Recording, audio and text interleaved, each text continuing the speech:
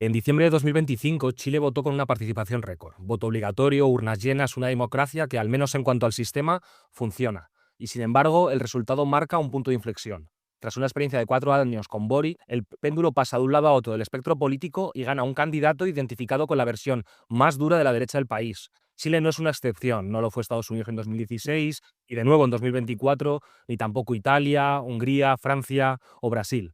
Algo está pasando en las democracias contemporáneas. El centro político parece que se encoge. En Chile, la alternativa para los votantes era una candidata del Partido Comunista. Un país marcado por líderes moderados por 3 décadas se encontró en una elección entre los dos extremos del espectro político. La pregunta no es solo porque los extremos de ambas partes, o de una parte, según quien lo quiera ver, están ganando terreno. La pregunta más incómoda, más importante, debería ser: ¿qué dice de nuestras democracias que cada vez más ciudadanos estén dispuestos a apostar por opciones que prometen ruptura, confrontación o incluso una refundación total?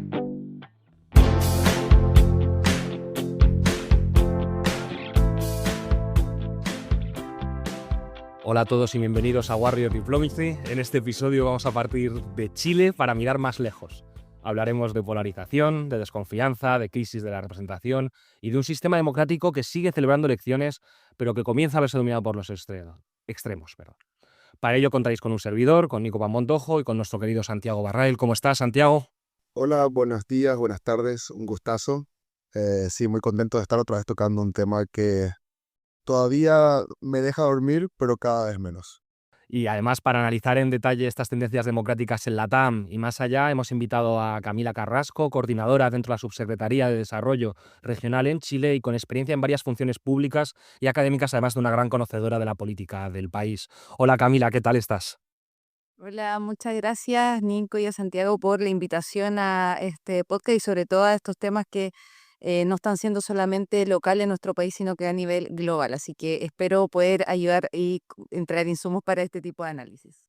A ti. Y nada, así para entrar ya en materia lo antes posible, pues vamos a contaros un poco cómo va a ir este episodio. La idea es dividirlo en 3 bloques, como solemos hacer últimamente en Warrior Diplomacy, aunque el último va a ser más una especie de conclusión que los dos primeros. En el primero vamos a hablar del giro a la derecha en Latinoamérica, centrándonos concretamente en el caso de Chile y hablando de otros ejemplos claros que se pueden ver en el mundo o en la región. En el segundo hablaremos de la polarización en general moderna en Latinoamérica y qué está pasando exactamente en este momento. Y ya en la conclusión, en la tercera parte, hablaremos del futuro, intentaremos especular un poco y veremos hacia dónde nos puede llevar esta situación de extremos. ¿Qué será de nuestras democracias?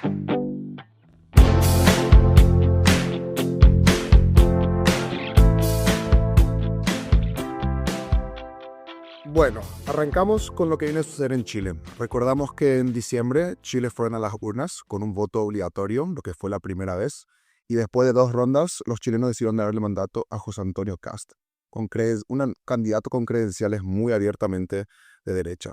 Es su tercer intento de buscar la presidencia para Kast y ganó esta vez gracias a una campaña centrada en la seguridad y en la migración. Tiene un historial de defender la dictadura de Pinochet y no cabe mencionar que es el hijo de un nazi exiliado. De esta manera, el país que vio alternar a Bachelet y Piñera, el centro izquierda con la centro derecha, será gobernado por un líder abiertamente de extrema derecha. Camila, venimos de 4 años de gobierno de Boric, que fue impulsado por ese estallido social de 2019. ¿Cómo explicas esta victoria tan contundente de alguien como Castro? José Antonio Kast no es un político que emergió de calor de algún tipo de hito político dentro de nuestro país, por ejemplo, el proceso constituyente u otro, estallido social, etcétera. Él está en política desde el año 1996, por decirlo de alguna manera, que era concejal, es decir, era representante de su comuna donde él vivía, luego fue congresista y además miembro del partido de la Unión Demócrata Independiente, donde él, en ese partido de derecha, con valores religiosos, de una ideológicamente conservador, él consideraba que había demasiado consenso en la política y por eso él decide también armar su propio partido. De hecho, tuvo 2 intentos fallidos de ser presidente de ese partido. Y bueno, ¿y por qué digo esto y por qué es importante? Porque finalmente ha habido un proceso de él, junto al fortalecimiento de su partido, muy territorial. Él recorrió el año 2017, cuando su primera elección de candidato a presidente sacó el 7% de los votos, lo cual no es menor. Él está probándose y ya había recorrido todo el país y con un discurso bien, por decirlo como que él lo plantea como salida del closet, decir efectivamente nosotros somos de derecha, nosotros tenemos valores católicos, él es miembro del Opus Dei, creemos en que no queremos el matrimonio igualitario, etcétera, etcétera. Y bueno, se configura también esa disyuntiva cuando él pasa segunda vuelta para competir con el presidente Gabriel Boric, como los dos, una izquierda progresista, ¿cierto? Ya no la tradicional concertación, y por otro lado también no está la tradicional también derecha. Y en ese sentido, se dibuja mucho más las diferencias. Matrimonio igualitario, no matrimonio igualitario, reformas tributarias pensadas muy distintas y opuestas, en materias de salud también, o sea, en términos de derechos de la mujer, del medio ambiente, ¿cierto? A propósito del cambio climático también, y las relaciones internacionales. Finalmente se logra una campaña donde se puso una ofensiva el presidente Boric electo, pero también hay una expectativa muy candente en ese momento, que era una nueva constitución. Y nosotros tuvimos un proceso constituyente conocido a nivel mundial sobre cómo, si aprobamos, y que primero la pregunta era, ¿queremos cambiar la constitución, sí o no? Gana contundentemente el sí, y por lo tanto se generan legítimas expectativas. Unas expectativas a nivel de país, con una mirada a nivel internacional, donde distintos segmentos y distintos grupos que tienen sus propios intereses de la agenda pública, el poder cambiar en el fondo sus cosas en asuntos medioambientales, en asuntos de derechos sexuales y reproductivos, derechos económicos, derechos de agua, entre otros derechos políticos, ¿cierto? Civil y político. Pero resulta que el 2023, luego de que estuvo esta convención muy con sus dulces y agras, quienes fueron elegidos popularmente en esta convención constitucional que iba a proponer al país una constitución nacida en democracia, que fortalecía nuestro sistema, etcétera. ¿Qué sucede? El plebiscito constitucional, el en contra fue brutal, ¿cierto? De hecho, hubo a favor solo el 44%, que fueron casi 5,5 millones de personas, que no es menor, pero se pierde. El mundo progresista perdemos en el fondo el tener una constitución, como también están las expectativas que nosotros habíamos dicho de nuestros propios votantes. En ese sentido, eso también dibuja una polarización. Hoy día estaba en el debate desde los hogares hasta los políticos y públicos, estaban quienes estábamos a favor y quienes estaban en contra de una nueva constitución. Entonces, finalmente, es como en la época antigua, iglesia-estado, sectores urbanos, sectores rurales, ¿cierto? En Chile, al final de los 80, la democracia versus la dictadura. Hoy día estamos a favor o en contra de esta constitución, y, por supuesto, esto también no solamente un golpe para el presidente Boric y el gobierno, que también era de público conocimiento cuál era nuestra posición, sino que también para el centro izquierda, que también tiene también su colchón de votos a pesar de las diversidades que existen. Y eso también es una oportunidad para acá. Si bien también la derecha salió bastante golpeada, no es gobernante, era oposición y profundizó esta realidad.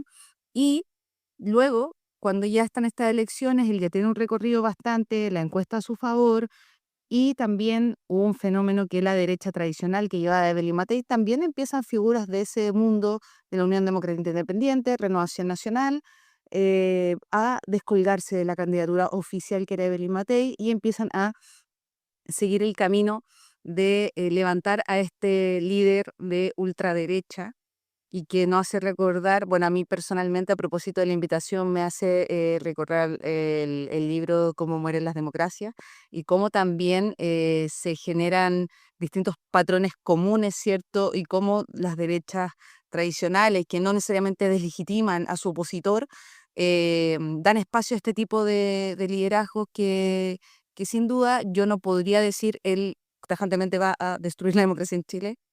Hay elementos que tienen que ver con retroceso en derechos sociales, pero bueno, hay que ver. Pero sí, obviamente, estamos en alerta, y no solamente en nuestro país, sino también a nivel internacional. Entonces, también hay un recorrido muy histórico con hitos que explican o no solamente, sino que es multifactorial la explicación de por qué llega José Antonio Kast en esta con este contundente triunfo, pero también recordar que empezamos el voto obligatorio, eh, entonces cambió también el sistema como sistema electoral de nuestro país. Sí, la verdad que Chile encaja un poquito en este patrón regional de cómo el péndulo está yéndose a la derecha. No sé vos, Nico, cómo tanto lo ves. Para mí hay dos temas que están muy dominantes. Uno es este tema de la seguridad, la mano dura. No sé, Nico, si vos querés tocar más eso, porque a mí me pareció muy notable el impacto que tuvo la inmigración. Los latinos, Latinoamérica es un continente que solía emigrar y que éramos nosotros los que se movían, no los que se habían afectados en el debate de inmigración. Y ahora creo que eso queda bastante claro. Y Chile ya viene lidiando desde 2017 de esto. Piñera justamente lo hizo una prioridad de su mandato ya en ese entonces. Y ahora inclusive llegamos a 300.000 venezolanos que desde el año 2020 han migrado a Chile. Y la verdad que algo muy increíble que leí es que la política de Boric no es que necesariamente haya ido tanto en otra dirección, sino que también ha sido una medida bastante fuerte en contra de la migración. Cualquiera que haya visitado la frontera de Chile creo que lo sabe. Más que ir en contra o a favor de la migración, en el gobierno del presidente Boric se lanza una política nacional de migración, en la cual también que está pública, que en el fondo se hizo cargo, en el fondo como un hito en Chile, porque efectivamente nosotros teníamos, y aquí como muy, muy resumen también, un gran porcentaje de migrantes peruanos, ya que se puede entender también por nuestra propia realidad geográfica. Pero claro, esto empezó a cambiar, pero no solamente en nuestro país, recordemos también lo que pasaba, por ejemplo, en Ecuador, donde no solamente había migrantes, ¿cierto? Que yo creo que hay dos aristas y que se confunden y que hay también un sesgo que es muy peligroso, sobre todo en la xenofobia, que por una parte está la migración, ¿cierto? De personas que quieren ir por una expectativa de vida o porque que también influyen otros factores, el cambio climático, las condiciones, la seguridad, cambiar tu vida, qué sé yo. Pero también hay un traslado de lo que es el crimen organizado, que en nuestro país no veíamos algo así hace en décadas. En Ecuador se pasó, en Guayas cuestiones que no pasaban antes, y hoy día se han ido trasladado. Entonces también hay otra política que tiene que ver y que se entrelaza y que yo creo que también ahí se ve cómo se comunica y cómo se evidencian la mejora en la calidad de vida de las personas, sus propios hogares, que finalmente también uno de los factores de por qué estamos en la realidad que estamos, de cómo logramos hacernos cargo con medidas concretas sobre la realidad del crimen organizado, que en Chile sí ha llegado, el Tren de Aragua muy famoso que hasta ha sido caricaturizado, y por otra parte lo que es cómo se aborda esta ola de migratoria que todavía tiene una crisis muy grande en en el extremo norte de nuestro país. Claro, pero en este caso, que es lo que me parece más interesante, es lo que mencionamos, que a pesar de que Chile haya podido tener unas políticas que se pueden considerar no de mano abierta con la migración, ni muchísimo menos, lo que se instala es una especie de narrativa de que solo con un gobierno de derecha, solo con un líder fuerte y muy autoritario para con este tipo de inmigrantes se va a poder restablecer, y eso es algo que no se ve solo en Chile, eso es algo que es que básicamente en todos los países latinoamericanos, que son sitios donde a priori, como hemos dicho antes, de hecho siguen siendo netamente exportadores de inmigración en la mayoría de los casos, se instalan estos discursos más que respondiendo a una realidad, respondiendo a un relato. Y precisamente con eso, y enlazando con la idea de que este patrón se repite en otros países de la región, es que la seguridad parece como una de las grandes preocupaciones siempre, y no solo vinculado con la inmigración, sino con lo que dices del narcotráfico. Pero el objetivo, en este caso te pregunto, y por igual ir cerrando el tema Chile solo y pasar más a la esta, ¿Kast ha alabado de alguna forma las políticas de migración o de represión del narcotráfico de personas como Noboa, de personas como Bukele? ¿Ha querido hacer conexiones de este tipo como diciendo voy a hacer algo parecido o opta por un enfoque más propio? No sé si la palabra es una trampa, pero sí hay como una doble vida que se ha ido evidenciando desde que Kast asume. Por una parte son los viajes que él hace a otros países en Latinoamérica y en Europa en calidad de presidente electo. Pero también ha tenido otras reuniones que tienen como una mirada bien potente en temas de no solamente seguridad, sino también en temas de derechos humanos.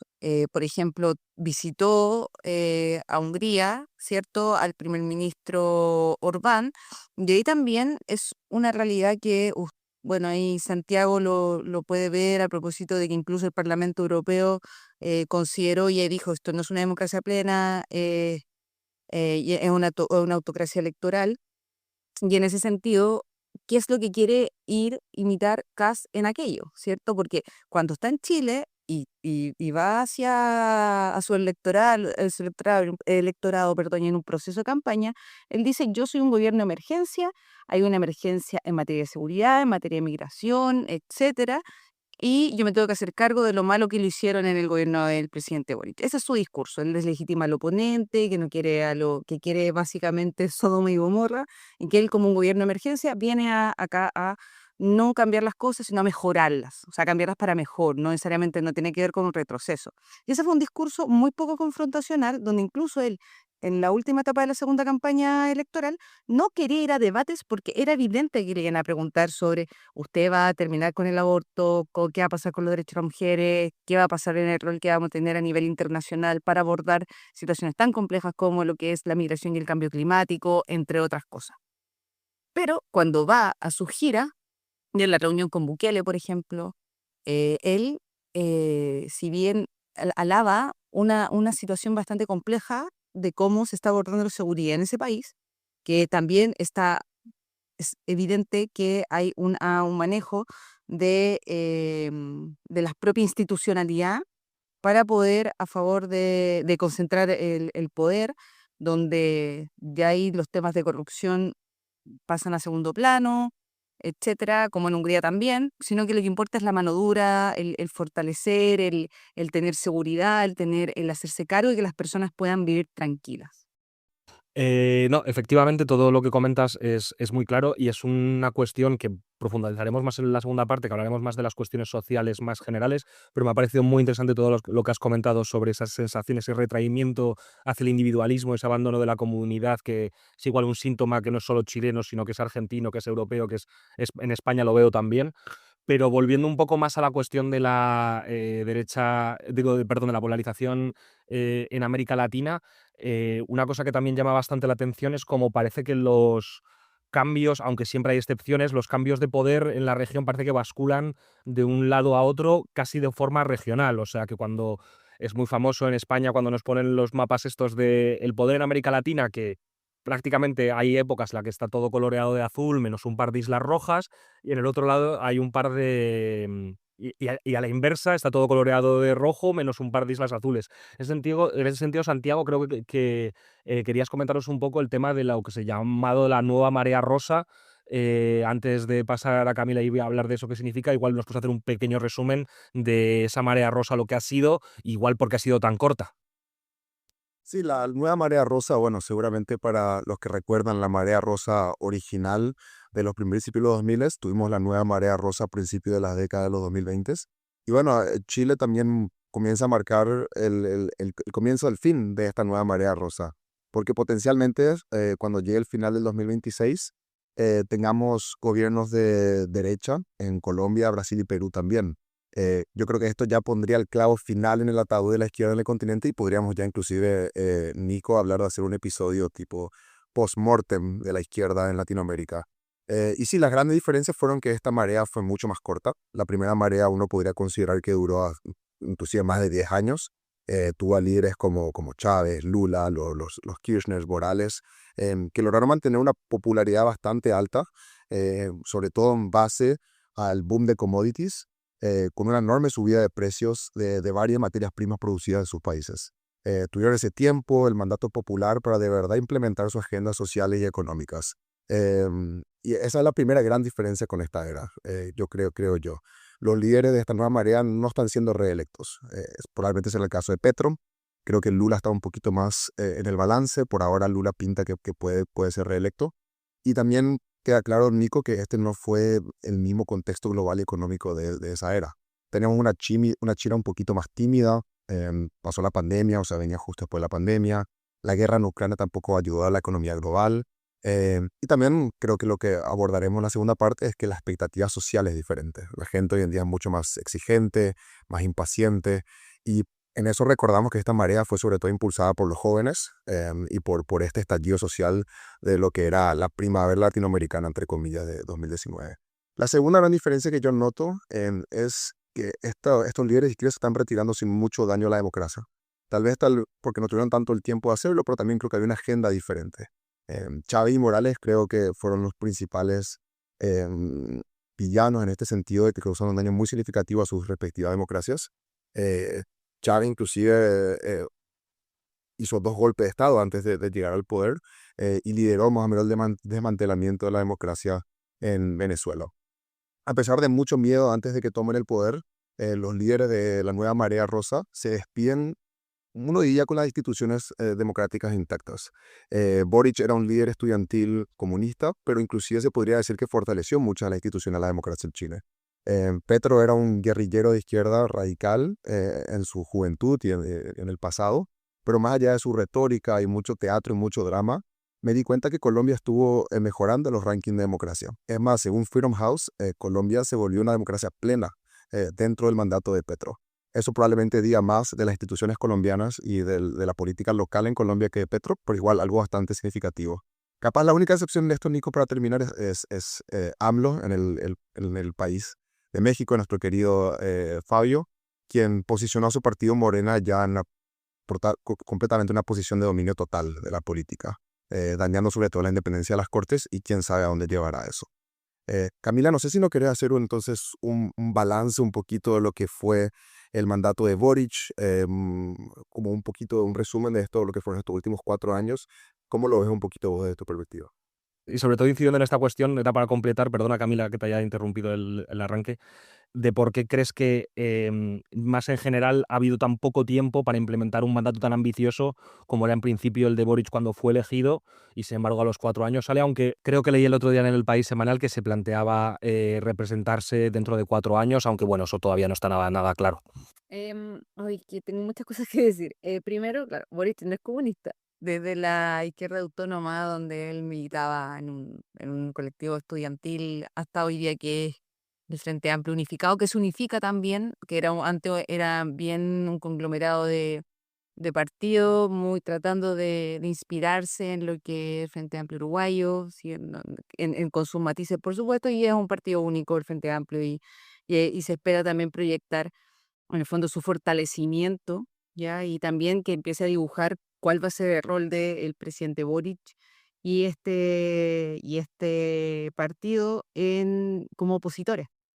¿Qué tipo de oposición vamos a ver? Ya que el Partido Socialista y otros partidos también de centro izquierda no necesariamente están comulgando en el fondo con lo que las expectativas de oposición que sigue el Frente Amplio y el Partido Comunista. Efectivamente, bueno, el gobierno del presidente Boric sí fue un gobierno que avanzó en derechos sociales. Hicimos una reforma de pensiones, se hizo unas transferencias de competencia y tributaria a las regiones del país a través de una política nacional de descentralización. Está esta política de migraciones. Evidentemente, hay cuestiones que tienen que ver también como las realidades locales, ¿cierto? Son un problema global. Ya, o sea, como que en el fondo lo que se siente en Argentina, lo que se siente en Ecuador, lo que pasa en países en América Latina, son cuestiones que nos están impactando de alguna u otra manera, o de forma distinta y a veces similar, pero con problemas que son global y conllevan otros, ¿ya? Y que no tiene que ver necesariamente con el sistema político. O sea, yo en Chile, por ejemplo, yo soy una férrea defensora de lo que es cómo funcionan el proceso de elecciones en nuestro país a través del servicio electoral a nivel nacional. O sea, las instituciones funcionan en Chile. Yo soy una defensora de que las instituciones funcionen y que son un país republicano en el sentido de que respetamos también lo que nos mandata la población, el pueblo de Chile. Y precisamente con esto creo que has dado muchas claves de lo que va a ser nuestra segunda parte, con toda esta idea de que no estamos hablando de un problema chileno, estamos hablando de un problema mucho más general. Esta idea, por ejemplo, de que en 4 años no da tiempo a mejorar los problemas de la gente en un mundo tan global como el que vivimos, creo que es una de esas claves. Entonces, vamos a hacer una pequeña pausa y volvemos con el segundo bloque del episodio, ahora enseguida después de una pequeña música.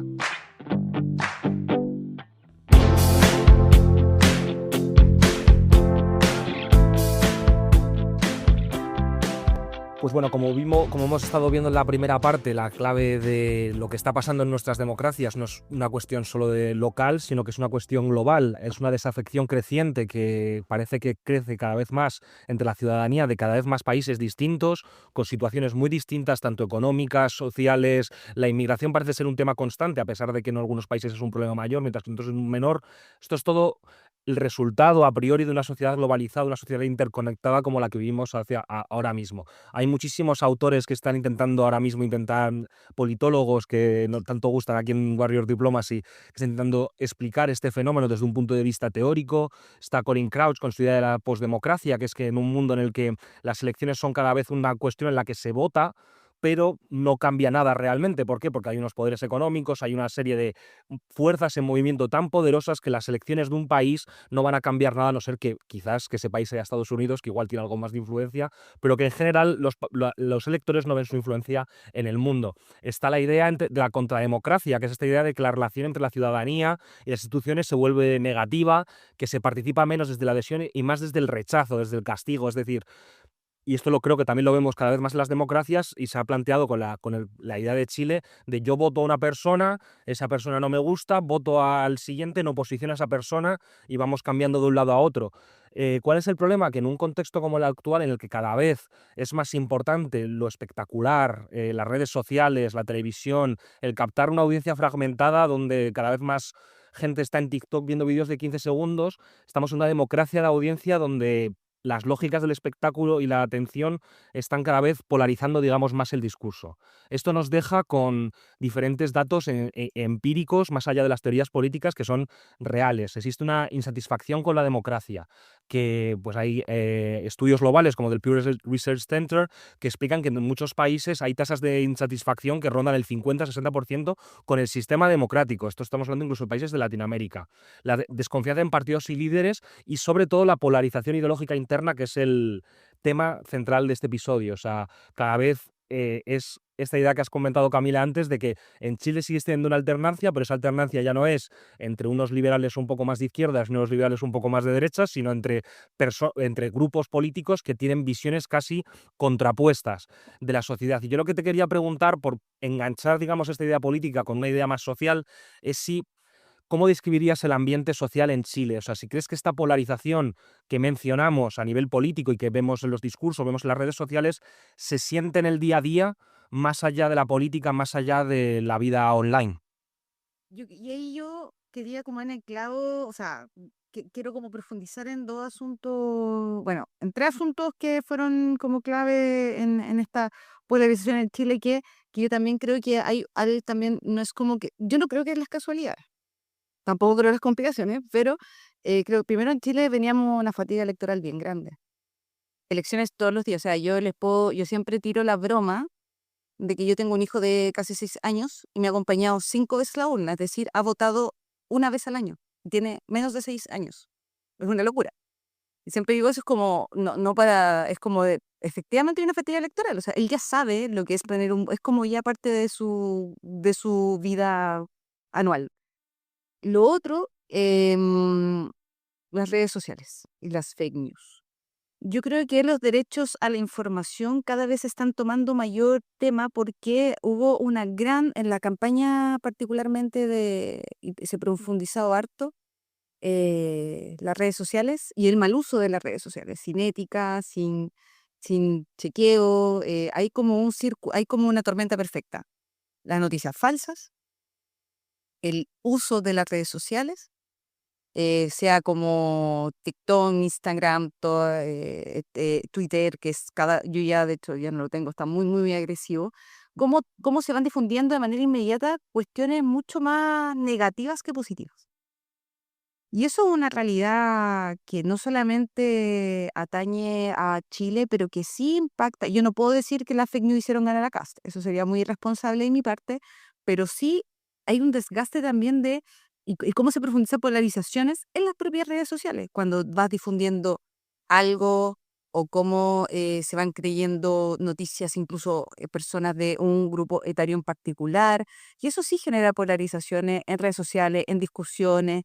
eh, no, yo no creo que en Chile llegó a una violencia grande, pero sí hubo como un momento de muy álgido donde incluso hoy día el gobierno del presidente sí visibilizó esta agenda de primero chequea, infórmate, chequea, comparte luego, como una educación cívica para evitar también que nos creamos todo lo que nos dicen las redes sociales, entre otros. Haciendo en este sentido un poco de abogado del diablo, ¿no crees que a veces también se puede decir lo mismo en el sentido contrario, en el sentido de que desde la derecha se señala a la izquierda como la culpable de ciertos problemas y se caricaturiza en cierta medida lo que se hace y lo que pueden hacer? ¿No crees que a veces desde la izquierda también se puede cometer el mismo pecado en el sentido de caricaturizar en cierta medida lo que quiere la derecha como algo a veces incluso como si fueran malos por per se, como si no quisieran ellos también en su visión del mundo buscar lo mejor para su país? No sé si me estoy explicando. Es que son disputas y efectivamente uno no puede hacerse cargo de lo que pueda decir un lado u otro. Sí hay una caricaturización de muchos aspectos, pero creo que quienes asumen liderazgo, sea en el Ejecutivo, sea en el Parlamento chileno, de hecho, no olvidar que no solamente Kast creció como liderazgo, sino que él, su liderazgo ha sido capaz de fortalecer un partido político que hoy día tiene una representación en el Congreso que no es menor. O sea, el crecimiento no fue de él, es de su partido y de quienes lo acompañan. Entonces, también ese tipo de fenómeno, uno se pregunta, bueno, pero ¿qué ven en él? ¿Quién es? Hasta ahora, hay un atributo, por ejemplo, que yo se lo reconozco. Públicamente, por ejemplo, él no tiene, hasta ahora, no tiene ningún escándalo asociado a corrupción. Y, por ejemplo, en el caso del gobierno del presidente Boric, quienes siempre se decía como, bueno, nosotros somos jóvenes, venimos acá y estamos contra la política de corrupción, etcétera, hubo casos de corrupción bastante bullados de gente asociada a su partido. Entonces también hay también desilusiones de chuta. Ustedes son una generación que nos da esperanza y nos fallaron. Incluso a nosotros mismos que tenemos la misma, no es como chuta, ¿cómo puede ser posible si hay valores y principios democráticos y de evitar el cargo que no pueden transar este tipo de cosas? Pero más allá de las caricaturizaciones de los liderazgos, sí creo que los líderes políticos tienen que, y lideresas, tomarse bien en serio, porque antes, por ejemplo, uno tenía este juego de campaña donde habían distintos tipos de código y ahí uno iba como ironizando, qué sé yo, eh, pero no se estaba como cuestionando la- el jaque en la situación en que está la democracia, que no necesariamente necesitamos una dictadura para romper esta democracia. La democracia puede tener una muerte muy lenta, que no nos damos cuenta y que nos sorprende. Y ahí yo hago mucha mención al libro Cómo muere la democracia porque hay atributos, ¿cierto? Y hay condiciones que se van generando por lograr tener espacios de poder de una manera irresponsable. Yo creo que eso también es como, efectivamente las personas deciden quién, pero también yo creo que seas de derecha o seas de izquierda, los valores democráticos son uno. Y creo que hay algo transversal y de hecho es algo un acuerdo que también existe en Uruguay, por ejemplo, de que independiente de la oposición política que tú tengas, no sé, lo de Ecuador, lo de Uruguay fue dictadura y fue dictadura. Y lo dice gente de derecha y lo dice gente de izquierda. En Chile todavía se cuestiona, todavía no hay un consenso en función de cómo, independiente de la diferencia ideológica, independiente de cómo de que sí creemos que hay distintos caminos para alcanzar derechos sociales, cómo llegamos a un consenso de cuáles son los principios democráticos que no podemos transar independiente por llegar al poder. Sí, pero es que no solo en una cuestión, yo creo, como dices, política y de el adversario y demás, sino que es que antes lo hemos mencionado de paso, lo has dicho has comentado la cuestión de las redes sociales, de las fake news, la desinformación, y no quiero ni hablar de lo que se nos viene encima con la inteligencia artificial, que eso puede ser bastante divertido. Santiago, ¿qué nos podrías contar así un poco sobre cómo ves el tema de los cambios sociales que operan por debajo del nivel político, pero que acaban afectando muchísimo a él? Sí, creo que hay dos cosas interesantes que mencionó Camila y también que quería aludir, que claro, esto del flujo de la información es de verdad el cambio más significante que tenemos en nuestras sociedades modernas. Y a eso voy que nunca estuvimos tan al tanto de lo mucho que la otra persona está en desacuerdo con nosotros. Nunca estuvimos tan al tanto de qué tan fuertes son las opiniones de esos sectores más extremos de la sociedad. Porque yo creo que es posible que hace 50, 60 años, inclusive 20, 30 años, esas opiniones eran igual de extremas, pero no tenían voz, no tenían manera de reflejarse en una plaza pública como hoy en día es X, antiguamente Twitter, Facebook, las redes sociales. Entonces tenemos un montón de opiniones diferentes y las opiniones extremas, sabemos bien, son las opiniones que más tracción y que más atención ganan en las redes sociales. Entonces, yo no sé qué tanto estamos necesariamente más polarizados o que nos estamos dando cuenta más de que estamos polarizados. Creo que eso es algo muy importante. Lo segundo que quiero resaltar es que la polarización en nuestro continente latinoamericano de verdad cruza fronteras. Y creo que Camila lo estaba yendo un poquito a eso. Justo una colega a mí me preguntó ahora, o sea, me preguntó cómo sabemos tanto de los otros países de nuestra región. Porque la verdad que me doy cuenta que muchos latinos están bastante informados y pueden opinar de lo que pasa en otros países. Aunque sean los países más grandes, también algunos países más chicos dependiendo de qué pase, es el caso de El Salvador. Pero casi todos los latinos tienen opinión de Bukele, tienen opinión de Petro. Y eso se muestra en las encuestas. Eso no se puede hacer tanto en otras regiones del mundo. Y a su vez que creo que hay algo muy particular de la polarización en nuestro continente, Camila, que creo que la defensa de la democracia y la polarización tiene un peso ideológico muy, muy fuerte.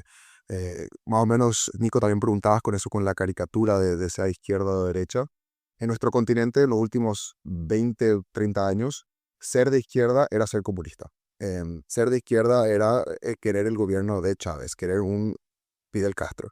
Eso era ser de izquierda. No importa qué tanto defienda la democracia, no importa qué tanto seas de centro de izquierda, te iban a pintar así. Creo que eso mejoró con el pasar de los años.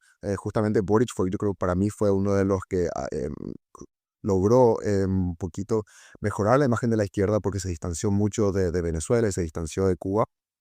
Y ahora creo que está sucediendo lo mismo con la derecha.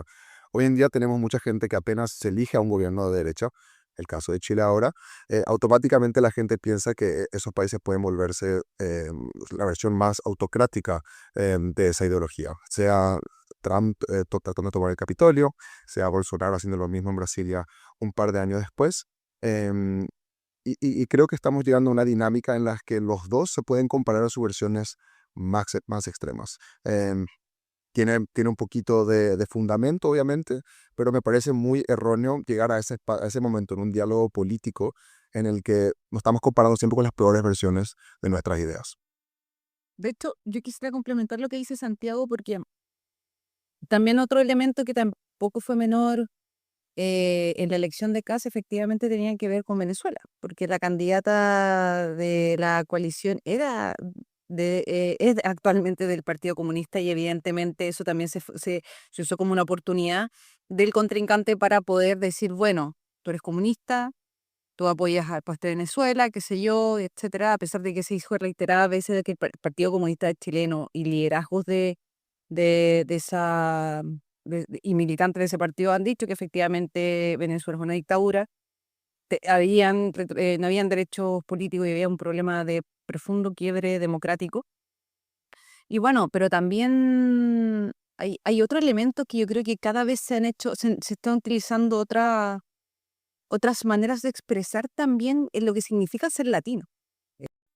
Sí, creo para concluir con eso, Camila, para concluir este bloque, creo que la pregunta para los oyentes es esa, ¿no? ¿Cómo encontrar este balance entre el alarmismo y la cautela? cómo no alimentar un poquito esta dinámica de polarización, pero también cómo dejar un margen para de verdad parar a a los futuros autócratas antes de que sea muy tarde. Porque idealmente no queremos llegar a un 6 de enero en Estados Unidos, a un golpe de Estado en Brasilia. Queremos tener las maneras de derrotar a los que amenazan nuestra democracia antes de eso. Entonces trata de encontrar un poquito ese balance, así que definitivamente creo que dejamos un poquito la pregunta abierta a los oyentes, porque creo que hasta los más expertos en temas democráticos no tienen una respuesta.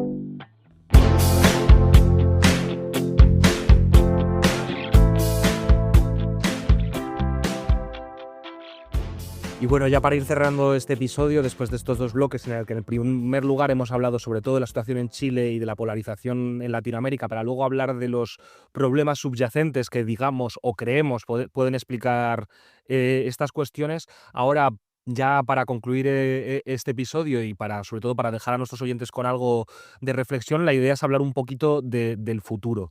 ¿Cuál creemos que va a ser la situación a corto o medio plazo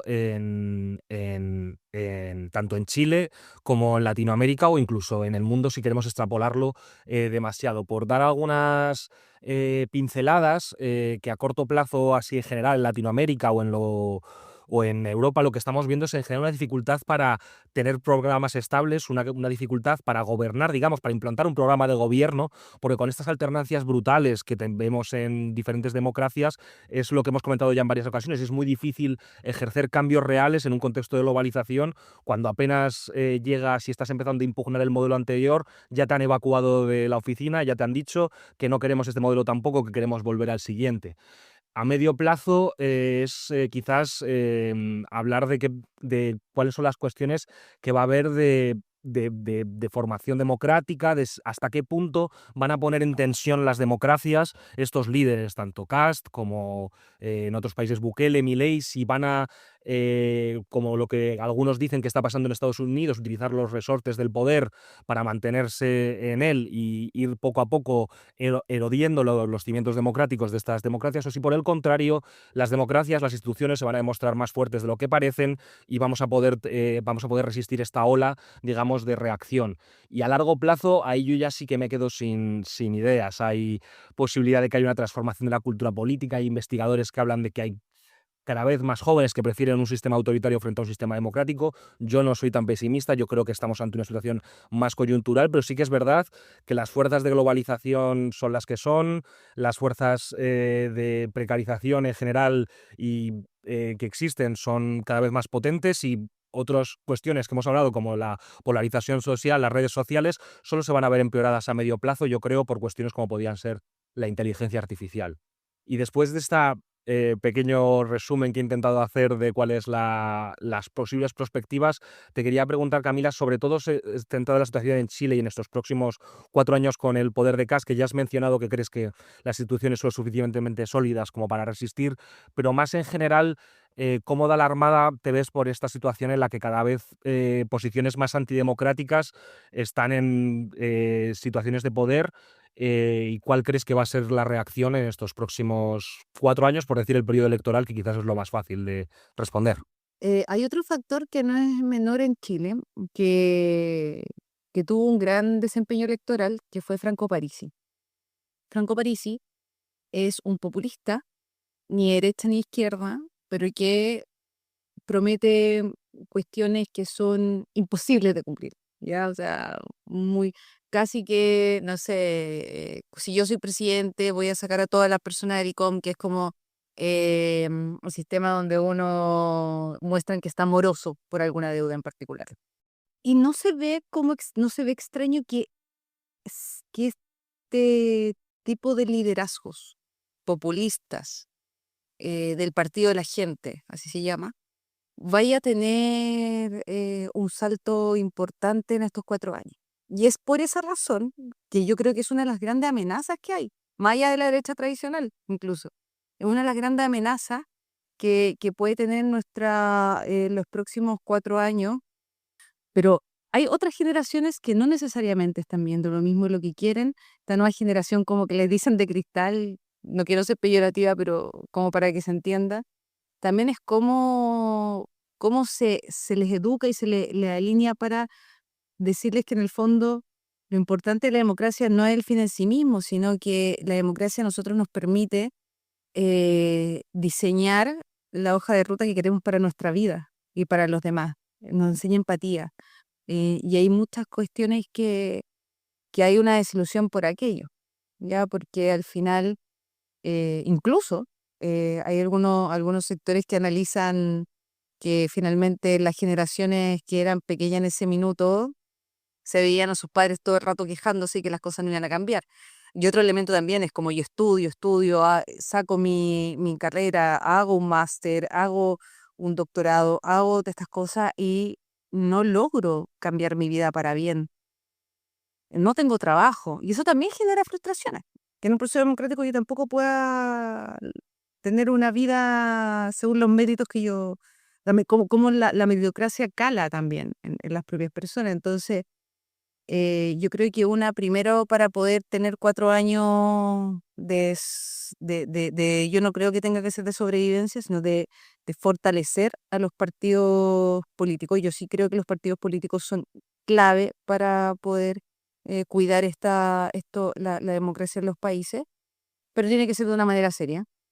Y creo que es errado el empezar, que fue lo que pasó con la presidenta Bachelet, que finalmente cuando llega Piñera uno al poder, muchas personas del mundo de la política analizaban, dijeron, es como, bueno, no importa, en 4 años llega Bachelet. Y de hecho pasó. Hubo ahora cuando fue la última elección presidencial, se estaba dibujando y se pedía a Bachelet que fuera por tercera vez. Entonces, es como, entonces no, nosotros no podemos estar solo buscando el liderazgo, que yo creo es evidente que es importante, pero también no podemos cometer los errores porque hay una liderazgo, no hay otros, sigamos desgastando a los mismos, ¿ya? Y ahí eso se va a ver en el camino, en cómo también las fuerzas se van pronunciando en función de los contextos y cómo CAS aborda especialmente sus primeros 100 días de gobierno, porque finalmente cuando uno llega al poder es una luna de miel y tenemos que ver cuánto dura esa luna de miel y cómo él va a dibujar sus primeras medidas porque efectivamente necesita ya mostrar algo que las personas podamos ver y sentir y porque también lo eligieron, ¿no? Y tú, Santiago, no sé a este respecto si tienes alguna impresión de lo que puede ser el futuro a corto plazo, ya saliéndonos un poco más de Chile, ya que creo que Camila nos ha dado todas las claves que se pueden tener en ese contexto, igual yendo un poco más hacia Latinoamérica en general. Sí, bueno, creo que siempre es difícil jugar a las predicciones, pero nos encanta, por supuesto. La verdad, yo me enfoco un poquito en este mediano o largo plazo. Hoy estamos hablando de la extrema derecha, pero este es un continente con mucha experiencia con la extrema izquierda, o con la izquierda antidemocrática, si queremos decirlo así. Y vemos cómo ahora la izquierda está saliendo del poder de manera bastante responsable con las instituciones. Entonces podrían tal vez los movimientos progresistas volver a llegar a una conclusión de que necesitan una estrategia más radical, más agresiva, más populista aún, para combatir con la derecha. Una posibilidad seria. Va un poquito de la mano de esta teoría del péndulo político que cada vez que pasa un poquito más fuerte. No quiero entrar en esta predicción de que Latinoamérica necesariamente va a virar hacia la dictadura. Es más, nuestro continente somos la región con la mayor cantidad de alternancia política. En esta década solamente hay 4 países que no experimentaron alternancia del poder, siendo El Salvador, República Dominicana, Paraguay y se sumó ahora Costa Rica, justamente, que estuvo nuestra compañera Valeria reportando de las calles de San José. Entonces tenemos mucha alternancia política todavía, que justamente Camila lo aludía, Chile es el ejemplo principal de esto. Pero nos arriesgamos que un poquito con cada paso del péndulo, nuestras instituciones sufran cada vez más, el daño sea cada vez más grave y que eventualmente se debiliten tanto hasta el punto de ya no poder soportar el ataque de una persona muy carismática o de una persona que sea un poquito más agresiva. Eh, el argumento que siempre uso para algún amigo que tiene un poquito una postura más ideológica y que defiende los rasgos autocráticos de sus líderes es que unas instituciones muy debilitadas por un bando pueden ser utilizadas para el beneficio del otro bando en un momento futuro. Y mi segundo, un poquito más a largo plazo, mi segundo punto a largo plazo, es cómo estas elecciones en Latinoamérica se están de verdad volviendo muy binarias. Yo cada vez escucho más de gente que no se siente representada por sus líderes, obviamente, pero en Latinoamérica esto es increíble. O sea, en Chile, Chile los primeros dos, en la primera ronda, los primeros dos candidatos no llegaron ni al 50% del voto, que creo que es la primera vez que esto sucede. Entonces estamos viendo cada vez más cómo los votantes se encuentran en elecciones de segunda ronda con un candidato de un lado del espectro político y uno del otro, que no llegan a representar ni a 2/3 de la población y a veces ni siquiera a la mitad. Y ahí de verdad vuelvo a un objetivo, a una meta o a un sueño, ya creo que ya es, que nuestro continente pase un poquito a un sistema parlamentario. Justamente Chile fue uno de los países que trató de experimentar con esto en la constitución que Camila mencionaba un poquito antes en el episodio. Em, pero obviamente no resolvería todos los problemas. Tenemos muchos países europeos que tienen sistemas parlamentarios, Nico, sabrás bien, que se encuentran con problemas similares. Pero igual creo que es una manera un poquito de centralizar el poder y de llegar a un consenso político de manera más regular, de que no nos encontremos en un sistema en el que el 25% de la población puede elegir a una persona y ese presidente represente a esas 25% de personas. Em, Me quedo un poquito con ese sueño, Nico. Probablemente sea un poquito muy lejano, pero creo que esa es la dirección en la que nuestra democracia deberían ir. Y si alguien más, alguno de los oyentes, tiene alguna otra proposición, por favor, porque nosotros creo que todos estamos también batallando, tratando de decidir o de encontrar la manera de darle esfuerzo a nuestras democracias. Estamos en esa, Nico. Estamos en ello, estamos en ello. Pues creo que con esto podemos cerrar el episodio, no ser que Camila tenga alguna intervención todavía que quieras añadir. Muchas gracias, me gustó mucho y bueno, lo que necesiten, excelente programa, ya los sigo en Spotify Fenomenal. y bueno, que sigan fortaleciendo el trabajo acá porque yo creo que la difusión de estas temáticas tan importantes de nuestros países contribuyen también utilizando de buena forma estas herramientas digitales que impactan en nuestro día a día. Eso. Efectivamente, las redes sociales no son solo TikToks de polarización y fake news, también hay Warrior Diplomacy por ahí que os podéis fiar un poco, que os va a dar algo más de análisis y algo más de reflexión. Efectivamente, pues nada, muchísimas gracias a todos, gracias a los oyentes por estar ahí y nada, nos vemos en el próximo episodio de Warrior. Hasta luego.